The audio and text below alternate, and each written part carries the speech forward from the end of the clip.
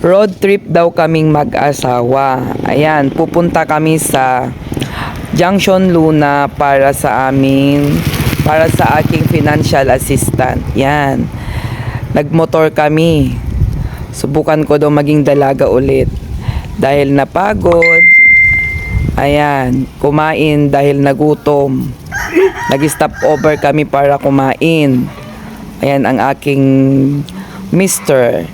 Katapos ko nang kumain dyan. Ayan, dahil pagkatapos kumain, luwas na naman kami. Ayan, pupunta kami sa Magsingal. Ayan, nadaanan namin ang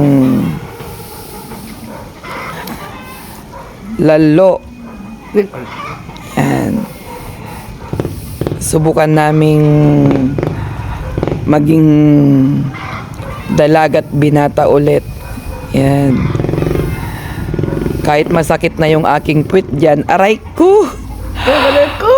Nag-e-enjoy pa rin ako sa likod. Kahit masakit na ang aking puwet, aray ko! Talagang masakit na yung aking puwet dyan. Pero todo smile pa rin. Yan guys. Ang tagal kong hindi dumaan dito. For siguro 4 years na hindi ako dumaan dyan. Tsaka hindi talaga ako nagmomotor dahil hindi ako maka-motor, pero pinilit ko lang dyan na magmotor. 'Di ba? Talagang kondodo alala yung pag-akyat ko dyan sa motor, pagsakay ko ng motor para lang makasama yung aking Diyosawa, ang aking mister na mabait. Ayan, nandito na kami sa Lalo, Cagayan. Yan. Yan po ang Lalo Market.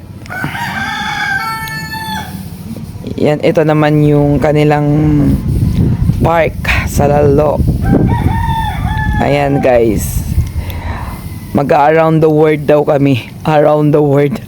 Around the Philippines. From Magsingal to Bagao to Ballesteros. Ayan po. Sa isang araw talagang muntik-muntik na akong hindi makababa sa motor. Kung hindi ako alalayan sa pagbaba. Ayun, nabubulol pa ako. Ay! Alalayan sa pagbaba, hindi ako makakababa. Ayan guys. Enjoy ako sa likod kahit na masakit na ang aking puwet dyan. Todo smile pa rin ako dyan. Diba? Tuwang-tuwa ako dyan kahit saan-saan na kami nakakarating. Ayan.